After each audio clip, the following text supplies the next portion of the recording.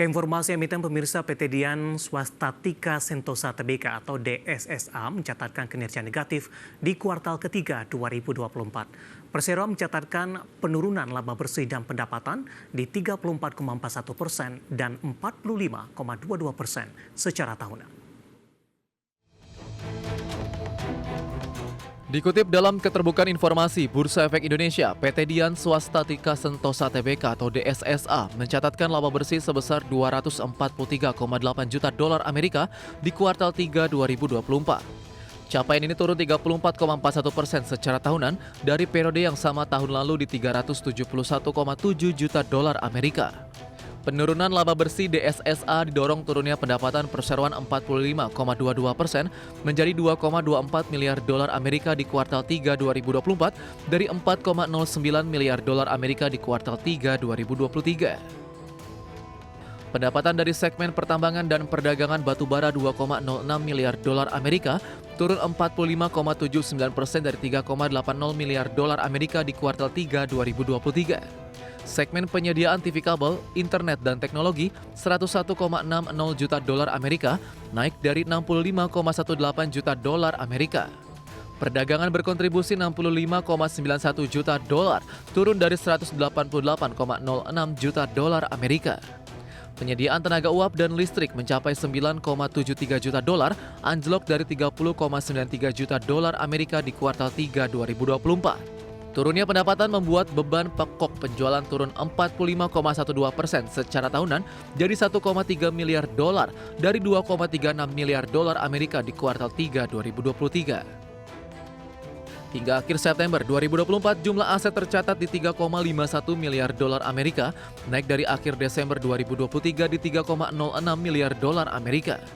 Jumlah liabilitas naik jadi 1,58 miliar dolar Amerika dari sebelumnya di 1,34 miliar dolar Amerika per Desember 2023. Jumlah ekuitas naik jadi 1,92 miliar dolar Amerika dari 1,72 miliar dolar Amerika di akhir Desember 2023. Berbagai sumber IDX Channel.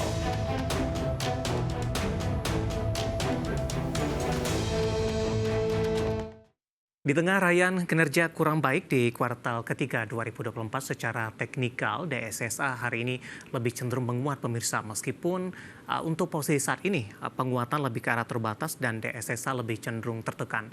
Langsung saja kita ke grafis yang pertama, kita akan coba lihat seperti apa pergerakan saham DSSA di sepanjang perdagangan hari ini.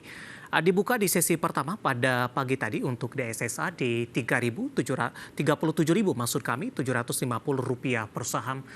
Posisi ini sedikit mengalami penurunan jika dibandingkan dengan posisi dari perdagangan sebelumnya di 37.775. 9.30 mengalami penguatan dan cukup signifikan menembus di 39.050 intraday tertinggi hari ini.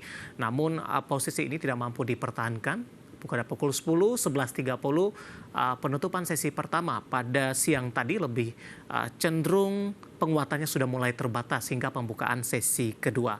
Dan memasuki perdagangan sesi kedua secara intradaynya, DSSA sempat tertekan ke zona merah ke 37.600. Sementara posisi saat ini di level 37.825 menguat di 0,27%. Kita beralih ke grafis selanjutnya. Kita akan coba lihat seperti apa pergerakan saham DSSA yang sudah mengalami kenaikan yang cukup signifikan dan beberapa kali juga menembus ke level tertinggi intradaynya. Kita beralih ke grafis selanjutnya.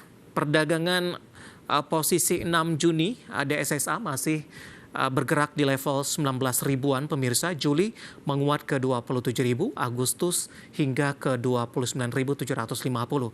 Penguatan signifikan terus berlanjut di September di 41.350, kemudian 25 Oktober posisinya ada di 46.500. November dan Desember penguatan lebih ke arah terbatas di pembukaan sesi kedua hari ini di 38.550, posisi saat ini di 37.825. Di mana sama-sama diketahui DSSA merupakan salah satu saham yang memiliki harga termasuk yang termahal di Bursa Efek Indonesia. Nah, seperti apa dari sisi valuasi dengan beberapa indikator yang ada?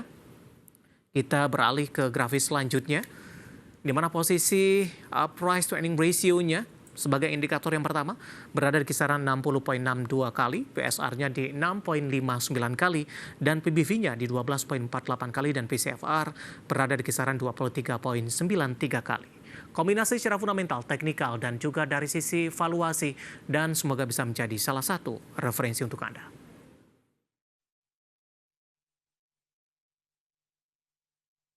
Kita akan jeda kembali dan tetap di tempat Anda karena setelah ini kita akan review bagaimana jalannya perdagangan di sepanjang hari ini, di mana indeks harga saham gabungan berbalik menguat dan semakin kokoh berada di atas level posisinya 7.300-an. Dan pemirsa, kami akan segera kembali sesaat lagi.